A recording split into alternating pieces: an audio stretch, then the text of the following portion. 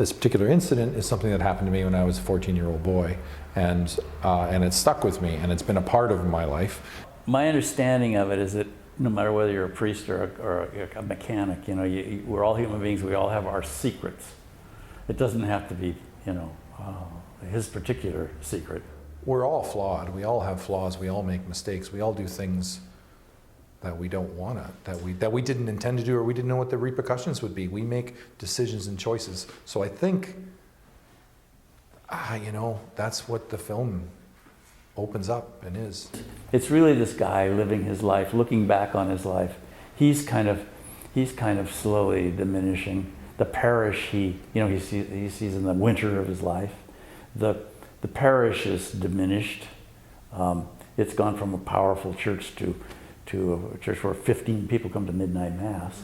We're gonna go now, Father. So, if you have no place to go for dinner this evening, please join us. It's just Jen and me, so. Oh, well, thank you, Michael. That's very kind of you.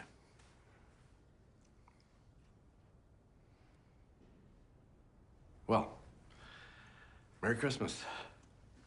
All right, hold on. I was very, very impressed with his aloneness. The guy, and that has a lot to do with the state of the church. You know, here he is alone running this parish, and he has to sit there and nuke his Christmas dinner. But he'd rather do that than have dinner with that guy.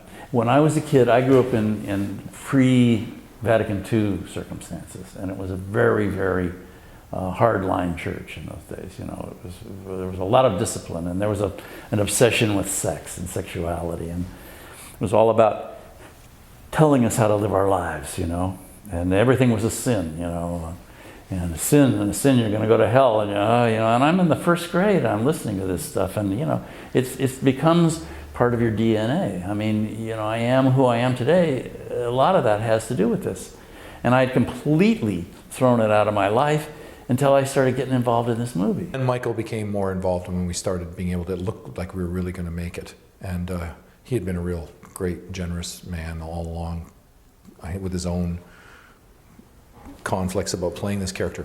I brought a certain amount of baggage from my era to the film, and he brought certain stuff from his era, and we kind of worked it out, that this was a guy who came up the way he came up, and he made that transition. And now he's looking back on a lot of it. Once we got together, we could collaborate and create a character that was unique and original, and from both of us. Learning something there, Father? Oh, yeah. It's a weird thing about Terry. He likes the philosophy. You know, he reads all the books, which, you know, he brought a bunch of books in that I should have in the rectory, and they were all heavy-duty, you know, Thomas Aquinas and those kind of guys, and he loves the art. He'd go to Europe and he'd walk through the churches and see the great art that the popes had commissioned and all of that. And a lot of it was that kind of grandeur that he really missed out on.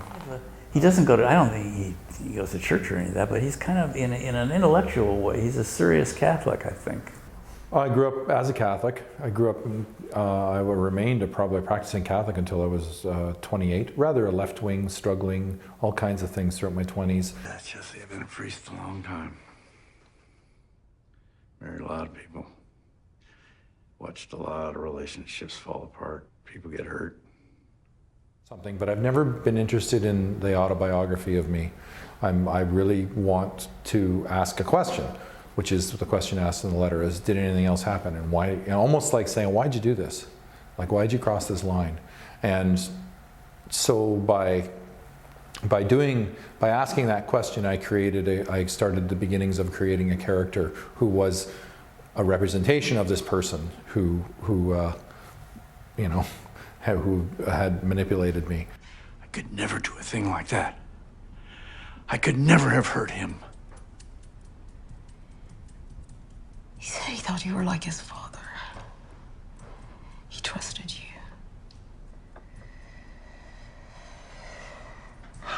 I got into that scene with his wife, you know, where she accuses me of, Suzanne Clement does that scene with me.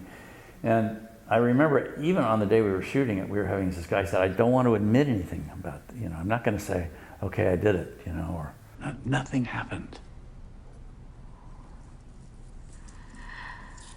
Nothing happened. I don't know if the priest did commit sin. Yeah. Do you know? No. I mean, I think Terry does. I mean, I know Terry does. I know I woke up. I know I got out of bed. I went into the next room. I know that the priest came over when I had a nightmare, and he talked to me and asked me if I wanted. That's all I know. I mean, I don't mind talking about it now, but it's still not what the film's about. You're not going to go see a film on the autobiography of Terrance Odette. You're going to go see a film about a character who doesn't really even exist. He's a fictional character. There's no way that you can tie him into anybody that I know of.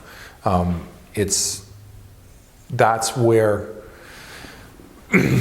that's what, when it, to me, it becomes really interesting, because what do we do now?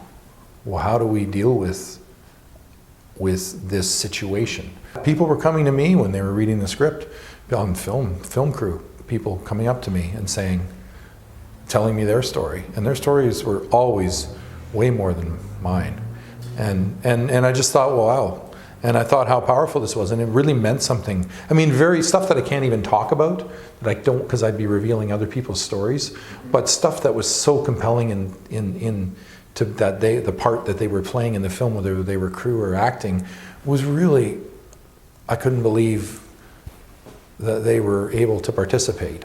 It's a kind of a throwback to those art films of he said modestly, I mean, but that's what we tried to do, of the late 50s, early 60s, where you go to the art house and you watch that stuff, and then you go with the rest of the drama department kids and drink a ton of coffee and smoke cigarettes and say, what the hell did he mean by, what was Bergman, and what was that thing with the death guy, and why, and it would stir up a conversation. So people are talking about the character, and people are interested in Father Sam, and I think they're pleasantly surprised that they're gratified after watching it, So hopefully that plays well.